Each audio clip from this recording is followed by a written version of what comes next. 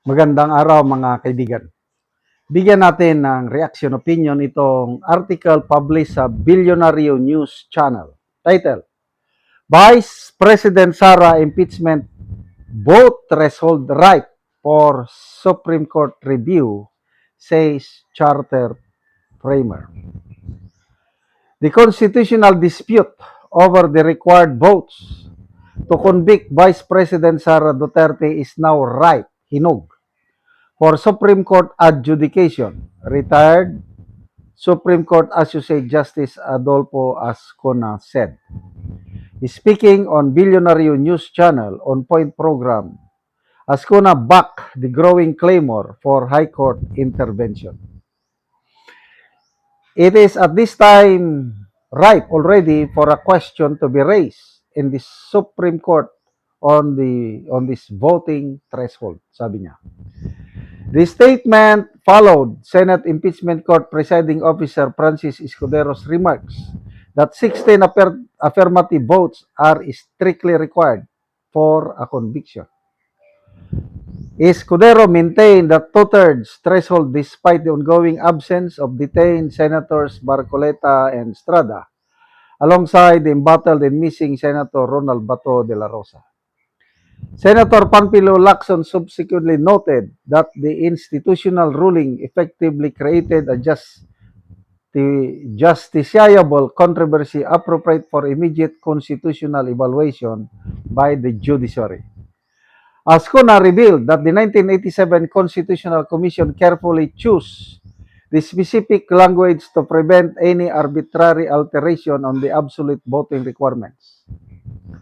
If it was our intention to limit the two-thirds vote in the case of threshold to convict the impeachment, to limit it to senators participating in voting, we could have said so.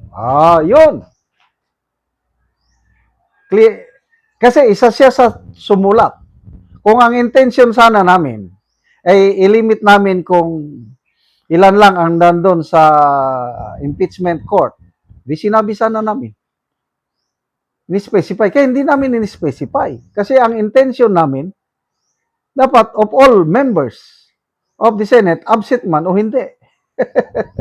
So, ibig sabihin, itong si ex-Justice Ascona, ang kanyang punto, ang kanyang opinion is dapat 16. But to be sure, dapat Supreme Court ang mag-decide na ngayon. Sabi niya, but we did not. We just said all members of the Senate. The senior jurists affirmed that the ongoing trial must continue to enforce the 16-vote baseline unless the high tribunal issues a definitive reversal. Ayos. So, kailangan ngayon, merong magsampa ng petisyon sa Supreme Court para hilingin ang Supreme Court to issue its decision. Ang tanong, meron na bang nagpetisyon? Sa palagay ko correct me if I'm wrong, wala pa. Ang petition lang na monitor ko, yung grupo ni Attorney Torion, is question nila yung pagka-designate ni Senator Escudero as presiding officer. Yun ang alam ko. Dapat itong prosecution o kaya mga DDS, sila na ang magsampa ng petisyon na tanungin ang Korte Suprema ano ang final ruling niya sa number of or threshold conviction votes. Wala namang nagpapile. Ibig sabihin, takot sila o admitted na sila na matatalo pa rin kahit magpunta sa Korte Suprema. Sa ngayon, sa namomonitor ko si Presiding Officer Escudero nagsalita na at nagsabi naman Senator Lacson na okay siya, 16. Sino pa? Si Senator Erwin Tulfo, nagsabi siya na kung 16, wala tayong magawa doon. Walang magawa. So okay siya sa 16. Sino pa? Senate President Gatchalian. Siya ang unang nag-post na 16. Aywan ngayon kasi bigla niyang dinilit yung post niya, baka pinagalitan. Sino kayang nagalit sa kanya? Bakit niya dinilit? Na tama naman. Constitutional naman yung sinabi niya. So, habang walang nagsasampa ng petisyon, talagang as is, tapos na ang boxing. Bakit? Kahit anong gawin nila, hindi naman nila maabot yung 16 na threshold. 13 lang sila eh. Oh, sino yung tatlong makukuha nila sa kabila? Meron ba? At this stage, siguro wala na. Ano na yan? Fight to the end na yan, yung 8 na yan. Wala nang babaliktad yan. Sa tingin ko, most likely dito sa 13 na majority, meron pang alanganin. Hindi lahat yan boboto ng conviction. O sino yung alanganin bumoto? Boboto ng conviction? Si Senator Juan Miguel Zubiri. Palagi kong sinasabi yan eh. Gusto niyang bumawi sa Bukidnon kasi nga, ang Bukidnon is 99% Duterte country. Siya mismo ang nagsabi niyan. Kaya nung pumanig siya, itong si Zubiri, pumanig siya sa Soto Black na ngayon Cayetano Black na pabor sa Malacanang o Senate of Malacanang, maraming galit sa kanya sa Bukidnon. Binas siya doon ng todo-todo. Ngayon, kung boboto pa siya ng conviction, ano na lang mangyayari sa kanya sa Bukidnon? Talagang madidiskaril siya sa Bukidnon. Kaya ang tingin ko kay Senator Zubiri, acquittal or abstention ng kanya, malayo na magboto siya ng conviction. So, 12 na lang sila. Salamat mga kaibigan sa inyong pagsubaybay sa channel na ito. Nakakatulong kayo ng malaki sa tribong Talandig ng Bukidnon dahil ang income natin sa channel na ito is pantulong po sa tribo. Namimigay tayo ng libreng yero at pako para makapagpatayo sila ng mas maayos na tirahan. Panoorin nyo ang video nito. Yan ako sa balay sa natabangan na mo gyero. So muna niya ang itsura sa kadag ko sa buslot sa iyang balay. So mga buslot na gyud. So karon magatop na gyud ni sila. Tungod sa kadugay na sa ilang atop inaani na gyud ang itsura.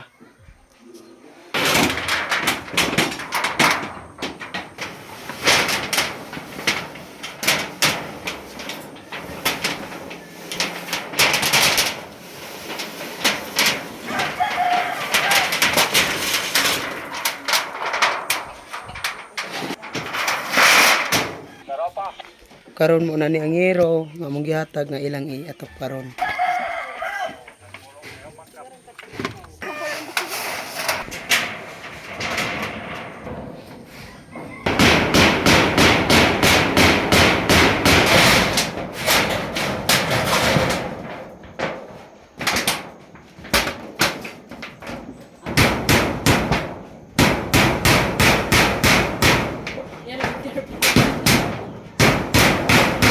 O karon naman nagit sa pag-atop ang ginatabang nga yero so makita ato nga nindot na gyud. Atop na gyud sila. Salamat sa nagtabang sa sin sa paghatag sa Ginoo sa usa ka tawo na pinaagi nga kung dili na gid maulanan kami nga dili nagpuyo sa balay nga mailisan na ang kadugayon sa among atop sa among balay nga sin hinaot nga mapadayon kini. Naapay mga tao nga matabangan pag yun.